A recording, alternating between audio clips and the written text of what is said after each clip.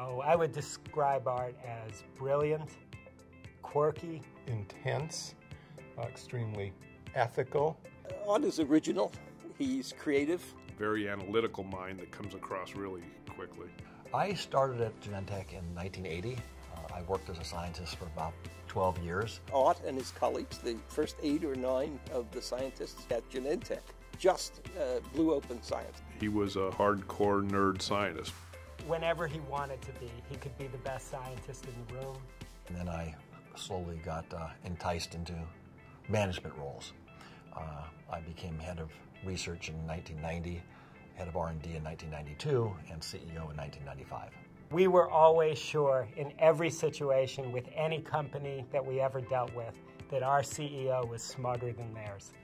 And for us, that was a source of real pride. Art ran Genentech by saying, if we do what's best for patients, we will do the right thing and we will do what's right for the business. He figured out of all that research and science and possible projects, which were the ones that would make a difference. Well, some of the drugs that we're all proud of during that time was the approval of Rituxan, Herceptin for breast cancer, Avastin for a variety of solid cancers, Lucentis for macular degeneration, Tarceva for a couple of different kinds of cancers.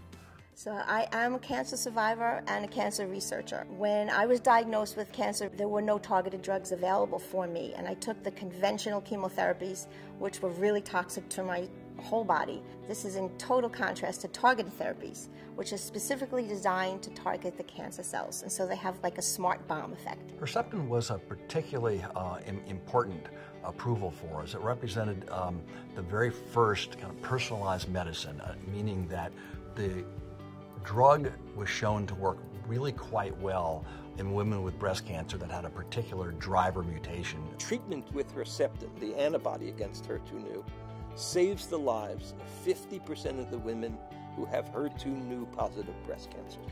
Herceptin is a game-changing drug that, 14 years after its launch is still an unchallenged and unqualified success for women. Cancer research is really trying now to focus on getting much better early detection methods, much more effective drug delivery methods, and we're trying to develop less toxic and more targeted therapies, such as those being produced by Genentech.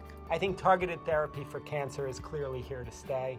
I think we've had many successes in the last 15 years in this direction, and we can expect many more. Personalized medicine was pioneered in cancer treatment, and there's little doubt that Genentech led that revolution. Art was part of that, an important part of that. Art really was our shining star. He really was the best of the best at Genentech. Legacy may be the drugs that Genentech developed, but I think it's kind of the whole package from my view, from scientist to leader to drug developer.